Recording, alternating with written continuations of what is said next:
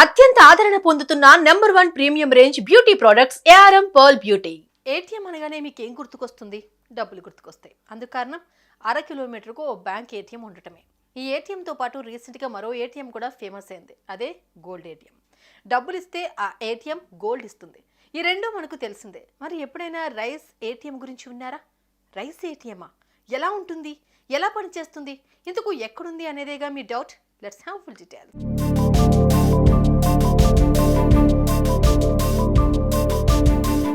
Rice ATM ఇదే ఇప్పుడు hot టాపిక్గా మారింది.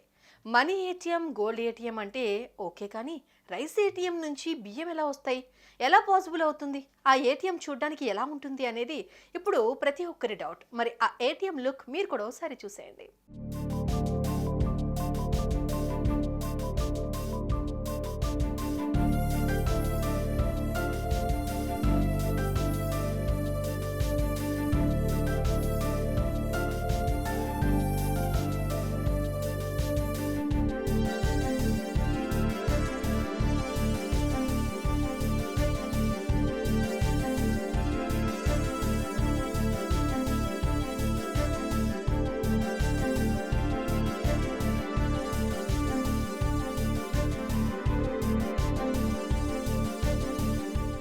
చూసారుగా, అలా ఉంటుందన్నమాట ఈ ఏటీఎం. ఇది మన భారతదేశంలోనే ఉంది. ఒడిశాలోని భువనేశ్వర్లో తొలి రైస్ ఏటీఎంను అమలులోకి తీసుకొచ్చింది ఆ రాష్ట్ర ప్రభుత్వం. ఇందులో నుంచి డైరెక్ట్గా బియ్యం తీసుకోవచ్చు. రేషన్ షాపుల ముందు గంటల తరబడి వెయిట్ చేయక్కర్లేదు. షాప్ ఎప్పుడు తెరుస్తారా అని కళ్ళు కాయలు కాచే వరకు ఎదురు చూడాల్సిన పని లేదు. జస్ట్ చిన్న ప్రాసెస్తో బియ్యం తీసుకోవచ్చు.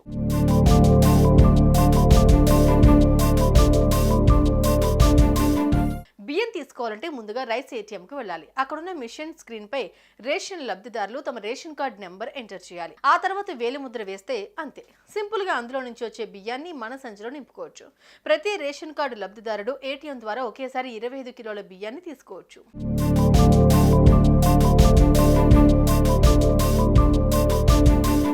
సాధారణంగానే రేషన్ షాప్కి వెళ్ళి బియ్యం తీసుకోవచ్చుగా, ఇలాంటి మెషిన్లతో డబ్బులు ఎందుకు వృధా అనే వాళ్ళు కూడా ఉంటారు. అయితే ఒడిశా ప్రభుత్వం ఈ నిర్ణయం చాలా ఆలోచించి తీసుకుంది.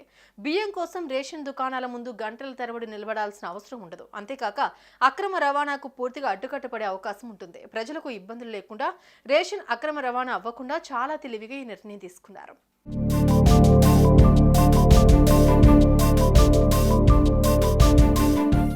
ప్రస్తుతానికి భువనేశ్వర్లో ఈ ఏటీఎం అందుబాటులో ఉండగా ఒడిశాలోని మొత్తం 30 జిల్లాల్లో ఈ రేషన్ బియ్యం ఏటీఎంలను తెరిచే యోచనలో ప్రభుత్వం ఉంది. ప్రస్తుతం ఈ మోడల్ విజయవంతమైతే రేషన్ కార్డు పథకం కింద ఇతర రాష్ట్రాలకు ఈ విధానం విస్తరించనుంది.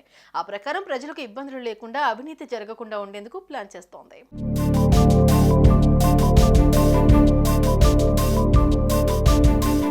2021 సంవత్సరంలోనే ఒడిశా ప్రభుత్వం ప్రపంచ ఆహార కార్యక్రమంతో పలు ఒప్పందాలు చేసుకుంది. వాటి ప్రకారం పంపిణీ వ్యవస్థ, వరి సేకరణ, బియ్యం ATM, smart mobile storage unit వంటి కొన్ని ప్రాజెక్టులు వీటి కింద ప్రారంభించనున్నారు. ఈ బియ్యం ఏటీఎంను ఒడిశా పౌర సరఫరాల శాఖ మంత్రి ప్రారంభించారు. ఇది దేశంలోనే తొలి బియ్యం ఏటీఎం అని చెప్పారు.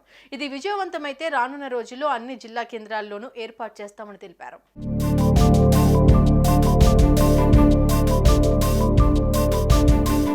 వినడానికి కాస్త వెరైటీగా ఉన్న ప్రజలు మాత్రం ఈ నిర్ణయానికి అట్రాక్ట్ అవుతున్నారు. ఎలాంటి కష్టం లేకుండా బియ్యంను ఈజీగా తెచ్చుకోవచ్చని అంటున్నారు. అంతే, మరి ప్రభుత్వాలు ఏం చేసినా ప్రజల కోసమేగా అని అంటున్నారు ఈ విషయం తెలిసిన వారంతా. మరి మీరేమంటారు? కామెంట్స్లో తెలపండి.